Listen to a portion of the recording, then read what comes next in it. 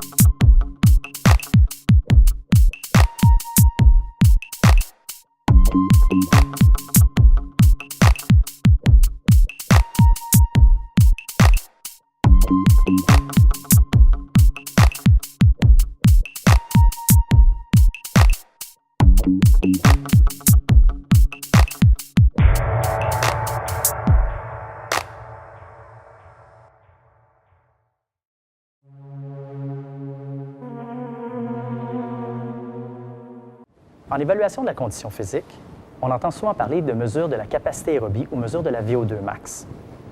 Il s'agit d'une mesure où on détermine la capacité d'un individu à soutenir un effort pendant une période plus ou moins courte. La VO2 max représente la quantité maximale d'oxygène pouvant être utilisée par un individu lors de ce type d'effort. Il existe différentes façons de déterminer cette capacité aérobie. Nous pouvons compléter un test sous-maximal ou un test maximal où l'individu est appelé à effectuer un effort qui le pousse au maximum de ses capacités. La façon de déterminer la consommation d'oxygène peut se faire avec une mesure indirecte ou une mesure directe. La plupart du temps, lors de tests en conditionnement physique, il s'agit de mesures indirectes où on demande aux participants de compléter un effort et ensuite, à l'aide d'équations, nous pouvons prédire son VO2 max. Lorsque nous parlons de mesures directes, il s'agit d'un effort similaire, mais où la consommation d'oxygène est mesurée à l'aide d'un analyseur de gaz. Il est bien important, lors de tests de VO2 max, que le participant soit en mesure d'effectuer ce type de test. Donc, il s'agit de sujets qui sont asymptomatiques, qui ne présentent pas de facteurs de risque pouvant causer des problèmes suite à la réalisation du test. Les procédures d'évaluation de la capacité aérobie sont les suivantes. Le participant doit effectuer un échauffement général pour élever la température du corps et le préparer à l'effort qui s'ensuit. Par la suite, nous demanderons à ce dernier d'effectuer une série de paliers de plus en plus intenses jusqu'à ce que ce dernier soit incapable de poursuivre ou jusqu'à ce qu'un critère d'arrêt du test soit atteint. Lorsqu'il s'agit d'un test sous-maximal, habituellement, le participant doit exécuter un effort qui lui demande une élévation de ses fréquences cardiaques allant de 75 à 85 %. Lors d'un test dit maximal, nous demandons au participant de compléter l'effort le plus intense possible qu'il est en mesure de soutenir. Habituellement, un test de VO2 max va durer entre 7 et 12 minutes d'effort. Si le test est trop long, la présence de fatigue pourrait diminuer la validité des résultats. Le test peut être exécuté sur tapis roulant, sur vélo ou sous tout autre appareil pouvant offrir une résistance, par exemple un aviron, un simulateur de marche d'escalier. Cependant, l'ensemble des protocoles d'évaluation sont complétés sur soit des ergocycles ou des tapis roulants. La mesure de la capacité aérobie sert deux utilités en conditionnement physique. Dans un premier temps, cette mesure nous permet de déterminer le niveau de condition physique d'un individu. Plus la capacité aérobie est élevée, plus le niveau de forme est important. Dans un deuxième temps, cette mesure nous permet de déterminer les intensités de travail sur les appareils cardiovasculaires. Nous pouvons utiliser les fréquences cardiaques ou nous pouvons utiliser des puissances d'entraînement. Par exemple, en ayant une mesure de la VO2 max, il est possible de déterminer des vitesses de course sur tapis roulant ou des puissances de travail sur ergocycle, par exemple en watts ou en calories minutes. Ces mesures nous permettent d'avoir un déterminant objectif de l'intensité. Il est possible à ce moment d'avoir des entraînements plus efficaces, plus rentables, plus pertinents, qui vont améliorer la condition physique de façon plus définitive.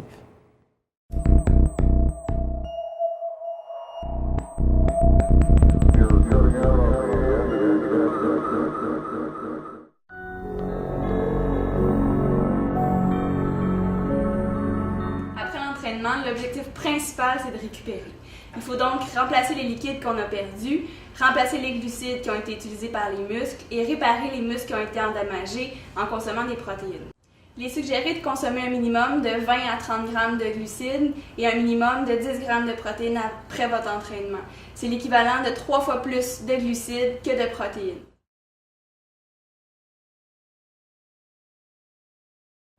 Pour remplacer les liquides qui ont été perdus à l'entraînement, je vous suggère de consommer une boisson qui contient du sodium et du potassium qui vont vous aider à accélérer votre réhydratation. Si vous suez abondamment, assurez-vous de boire l'équivalent de 1 à 1,5 litres par kilo de poids qui a été perdu pendant votre entraînement.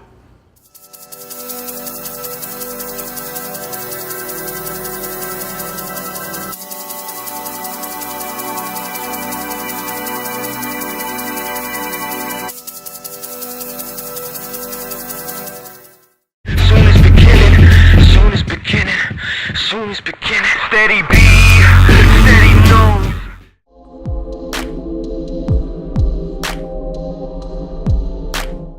Lors de l'épisode précédent, nous avons vu 4 types d'étirements. En voici quelques exemples au niveau des applications, au niveau des bénéfices. Prenons un exemple sur l'une des Valkyries qui s'entraîne régulièrement en musculation et en entraînement cardiovasculaire. Tu vas repousser à ma main, on va le faire une deuxième fois. Pousse, allez, pousse, pousse, pousse. 1, 2, 3, 4, 5, 6.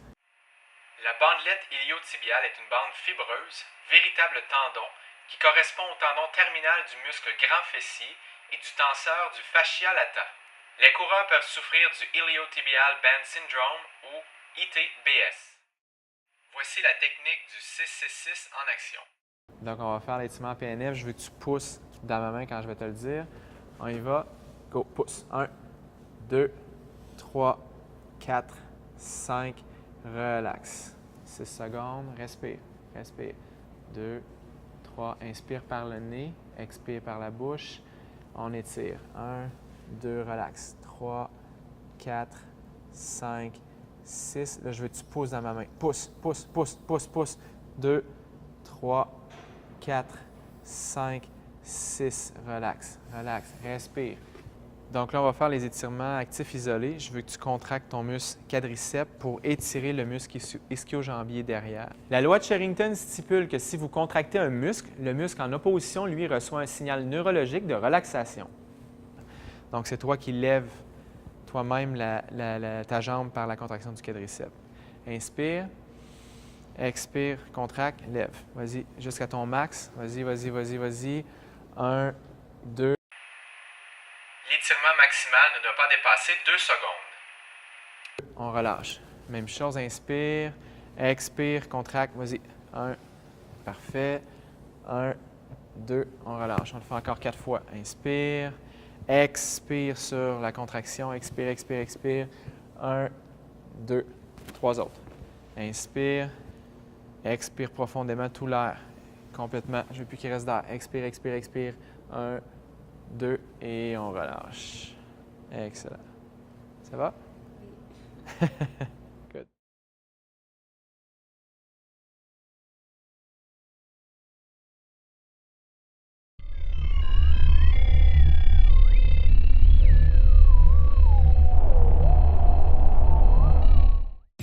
And what I have discovered is something that Plusieurs d'entre vous ont sûrement observé les calories indiquées sur les appareils d'entraînement cardiovasculaire.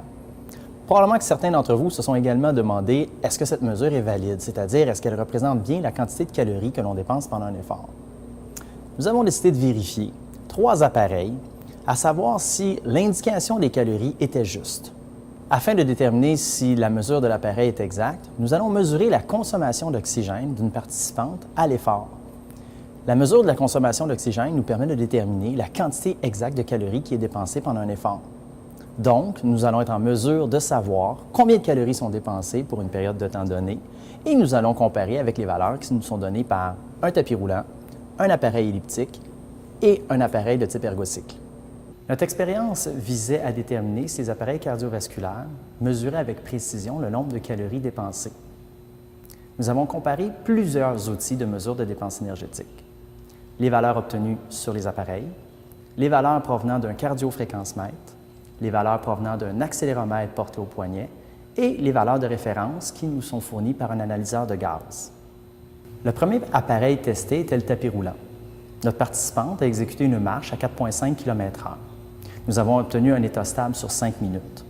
Le tapis roulant nous a donné une valeur de 15 calories pour cette période de temps. L'appareil mesurant les fréquences cardiaques nous a donné une valeur de 17 calories, l'accéléromètre une valeur de 13 et la valeur de référence, donc la mesure de consommation d'oxygène, nous a donné seulement 8 calories.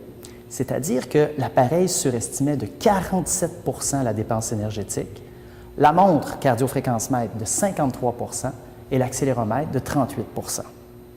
Le deuxième appareil testé est un appareil très populaire, soit l'appareil elliptique. Notre participante s'est adonnée à cette activité pendant une période prolongée à 80 watts. Pour une période stable de 5 minutes, l'appareil nous a donné une valeur de 35 calories. La montre cardiofréquencemètre nous a donné 30 calories, l'accéléromètre 14 et la mesure de référence de consommation d'oxygène 15 calories. Le résultat, l'appareil surestime de 57 %, la mesure de fréquence cardiaque surestime la dépense énergétique de près de 50 % et l'accéléromètre a sous-estimé de 7 %. Le troisième appareil évalué était un ergocycle, une traditionnelle bicyclette. Notre participante a pratiqué l'activité pendant une période prolongée à une intensité légèrement supérieure aux 2 autres activités précédentes, soit 130 watts. Pour une période stable de 5 minutes, l'appareil nous a donné une valeur de 46 calories dépensées. La mesure des fréquences cardiaques nous a donné 32 calories, l'accéléromètre seulement 10 calories et la mesure de référence en consommation d'oxygène nous a donné une valeur de 18 calories. En résumé, l'appareil a surestimé de 61 %, la mesure des fréquences cardiaques une surestimation de 44 % de la dépense énergétique et l'accéléromètre a sous-estimé la valeur de près de 80 %. Dans tous les cas, nos 3 appareils n'ont pas été en mesure de déterminer avec précision la dépense énergétique. Il en est de même pour l'utilisation des fréquences cardiaques dans le but de quantifier les calories dépensées et de l'accéléromètre porté au poignet. Ceci nous permet de confirmer que les appareils ne sont pas précis pour quantifier les calories dépensées. Il est donc très important de se référer à d'autres indicateurs, comme la vitesse, la puissance de travail ou la perception de l'effort, plutôt que les calories pour déterminer l'intensité de son entraînement. La mesure de la dépense énergétique est très difficile et est très souvent peu fiable sur beaucoup d'appareils. Malheureusement, encore aujourd'hui, beaucoup de gens se fient aveuglément à cette mesure afin de déterminer, entre autres, leur balance énergétique pour savoir ce qu'ils peuvent manger à la fin d'une journée. Méfiez-vous des valeurs qui sortent, elles ne sont pas toujours valides.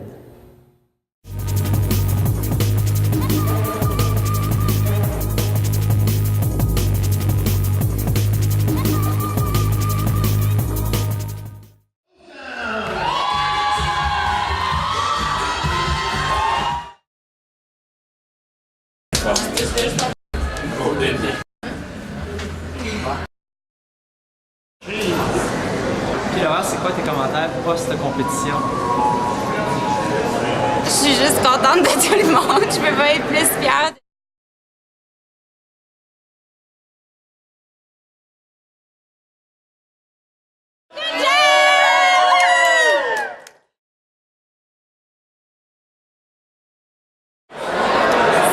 Pas le même stress. Je te dirais, comme entraîneur, c'est plus dur parce que j'ai aucun contrôle. Je les laisse aller un petit peu. Comme athlète, je pense que j'ai su comment un peu gérer mon stress. J'ai vraiment appris. C'est sûr que la première compétition à maintenant, c'est tout pareil. Oui, parce que dans le fond, je sais un peu à quoi m'attendre, la préparation, le stress. C'est sûr que mes athlètes y arrivent, ils sont pas stressés. C'est pas nécessairement bon signe, comme mon entraîneur m'a souvent dit. C'est de savoir à quelle intensité les apporter, le niveau de préparation à backstage, la concentration, c'est des petites choses que tu peux pas savoir. Tu peux entraîner dans un gym. D'avoir un entraîneur qui l'a vécu, ça peut aider, ou d'avoir des personnes autour de toi qui l'ont vécu, ça peut aider énormément.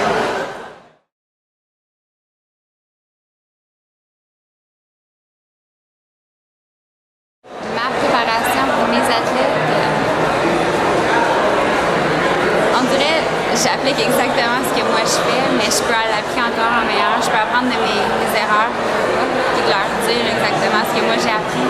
Puis on dirait qu'ils peuvent sortir encore plus fort, sont encore plus avancés. C'était un peu le cobaye, j'ai été un peu un cobaye pendant 3 ans, puis là j'apprends, puis ils m'apprennent autant eux autres, là, c'est fou comment je l'ai appris, puis comment que, oui c'est difficile, mais eux ils ont été capables, puis ça me pousse à encore être plus fort dans mes prochaines compétitions.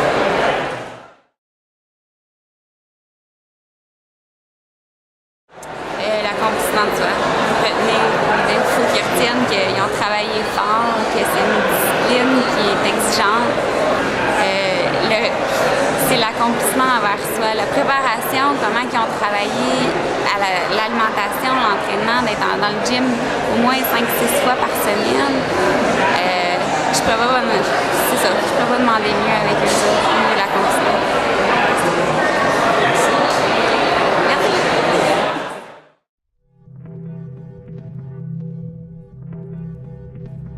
La préparation de l'athlète est une science complexe qui exige une approche multidimensionnelle. L'aspect psychologique d'une compétition ne doit pas être négligé. Chaque pensée doit avoir un objectif constructif afin de favoriser le développement uniforme de l'individu. Les sources de stress sont nombreuses. Les athlètes ne seront pas uniquement jugés sur leur performance, mais sur leur apparence physique.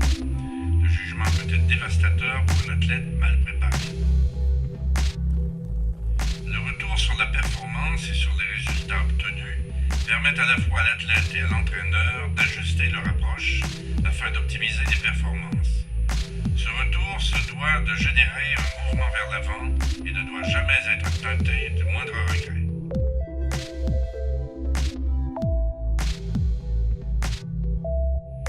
Ces athlètes ne sont pas différents de nous. La dimension émotive prend souvent le dessus sur une pensée rationnelle. Un bilan juste et conforme à la réalité doit être la base du cheminement psychologique, physique et émotionnel. C'est crucial de prendre en compte tous ces aspects dans la poursuite et l'atteinte de ces objectifs.